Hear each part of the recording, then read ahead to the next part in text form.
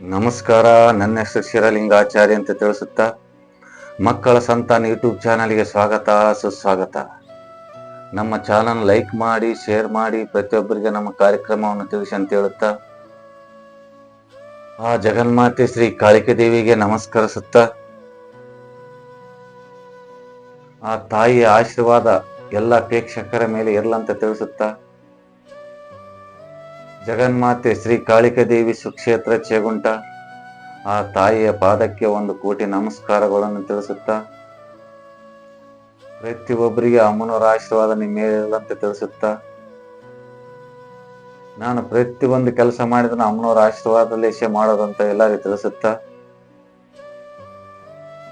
ಇವತ್ತಿನ ಒಂದು ವಿಡಿಯೋ ಮಾಡುವ ಕಾರಣವೇನಪ್ಪಾ ಅಂತಂದ್ರೆ ಒಂದು ವಜ್ರಮುಷ್ಟಿಯ ಗಿಡ ನಾನೇ ಬರೆದಿಟ್ಟಿದ್ದೀನಿ. ಎಲ್ಲೋ ಸಕಲ ಬೀರುಗಳು ತಂದಿಟ್ಟಿರ್ತೀವಿ. ಒಂದು ಬೆಟ್ಟಕ್ಕೆ ಹೋಗಿ ಮೊನ್ನೆ ಐತಾರಾಮಷ್ಟಿನ ತಂದಿಟ್ಟಿದ್ದೀವಿ. ಇವೆಲ್ಲ ಕಟ್ ಮಾಡಿ ಒಣಗಾಕಿದ್ದೀವಿ. ನಾವು ನೆರಳಲ್ಲೇ ಒಣಗಬೇಕಲ್ಲ, ಒಣಗಾಕಿದ್ದೀವಿ.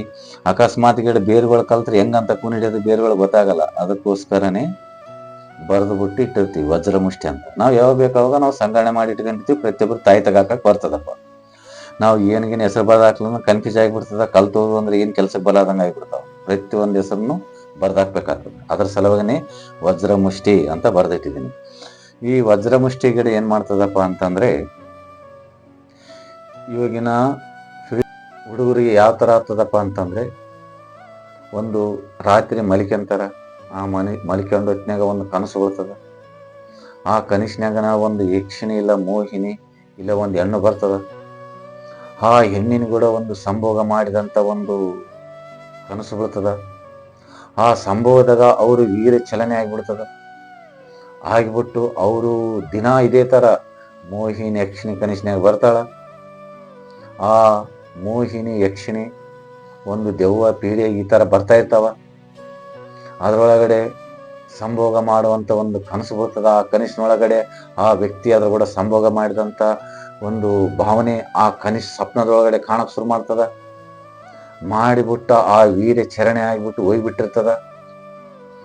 ಈ ತರ ಆಗಿಬಿಟ್ಟು ಆ ಹುಡುಗ ವೀಕ್ನೆಸ್ ಆತನ. ಡಾಕ್ಟರ್ ಬೆಲ್ ತೋರಿಸಿದ್ರೆ ನಾರ್ಮಲ್ ಅಂತಾರ. ಇಲ್ಲಿ ನೋಡ್ರಿ ಕನಿಷ್ನಾಗ ಸರ್ಸಾಡ್ತದ. ಏನು ಮಾಡಕ್ಕಾಗ್ತದ ಈ ತರ ಅದ. ಎಲ್ಲಾ ರೀತಿಯ ದವಾಖಾನೆ ತೋರಿಸಿದ್ರು ನಾರ್ಮಲ್ ಅಂತ ರಿಪೋರ್ಟ್ ಬರ್ತಾವ. ಇಲ್ಲಿದ್ರೆ ರಾತ್ರಿ ಸ್ವಪ್ನದಾಗ ಈ ತರ ಒಂದು ಕಥೆನೇ ಆಗ್ತದೆ. ಇದು ಯಾರು ನಂಬಲ್ಲ. ಎಷ್ಟೋ ಯುವ ಜನಕರಿಗೆ ಈಗಿನ ಫೀಲ್ಡಿನಾಗ ಬರೀ ಇದೇ ಜಾಸ್ತಿ ಆಗ್ತಾ ಇದೆ. ಮುಂಜಾನೆ ಅದು ನೋಡಿದ್ರೆ ಏನಾಗಿದೆ ಅಂತ ಅವ್ರಿಗೆ ಗೊತ್ತಾಗಲ್ಲ. ಎಲ್ಲ ಗೊತ್ತಿರ್ತದೆ, ಹೇಳಕ್ ನಾಚಿಕೆ ಬರ್ತದೆ. ಏನ್ ಮಾಡ್ಬೇಕಂತ ಯಾರ ಹತ್ರ ಹೋಗಕ್ಕಾಗಲ್ಲ, ಹೇಳ್ಕ್ಯಾಗಲ್ಲ.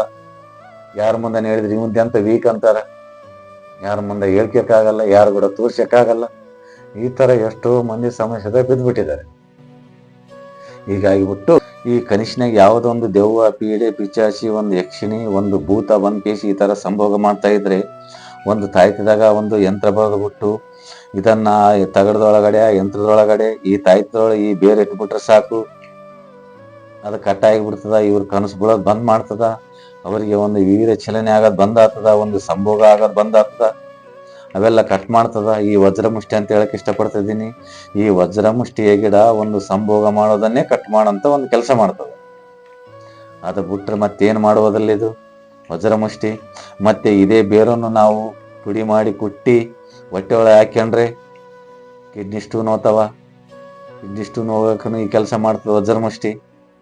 ಎಷ್ಟೋ ಮಂದಿಗೆ ನಾವು ಕಿಡ್ನಿ ಸ್ಟೋನಿಗೆ ಹೇಳಿದ್ದೀವಿ, ತಿಂದಿದ್ದಾರೆ. ಇದನ್ನ ಪುಡಿ ಮಾಡಿ ನೀರಿನೊಳಗೆ ಹಾಕ್ಯಂಡು ಕುಡಿದು ಬಿಟ್ರೆ ಸಾಕು, ಕಿಡ್ನಿ ಸ್ಟೋನ್ ಹೋಗ್ಯಾವ. ಎಷ್ಟೋ ಮಂದಿ ಕಿಡ್ನಿ ಸ್ಟೋನ್ ಆರಾಮಾಗ್ಯಾರ. ಅದಲ್ಲದೆ ಒಂದು ಭೂತ ದೆವ್ವ ಪಿಚಾಚಿ ಒಂದು ಕನಿಷ್ನಲ್ಲಿ ಬಂದು ಸಂಭೋಗ ಮಾಡಿ ವೀರ ಚಲನೆ ಆದ್ರೆ ಈ ತಾಯ್ತದ ಹಾಕ್ಯಂಡು ಕಟ್ಕೊಂಡ್ಬಿಟ್ರೆ ಅದು ಕಟ್ಟಾಗಿ ಬಿಡ್ತದ. ಕನಸು ಬೀಳೋದು ಬಂದ್ ಆಗ್ತದ. ಎಲ್ಲ ರೀತಿಲೇ ಒಂದು ಮೂವಿನ ಕಾಟ ಹೋತ ಅಂತ ಹೇಳಕ್ ಇಷ್ಟಪಡ್ತಿದ್ವಿ. ಜೈ ಕಾಳಿಕಮ್ಮ.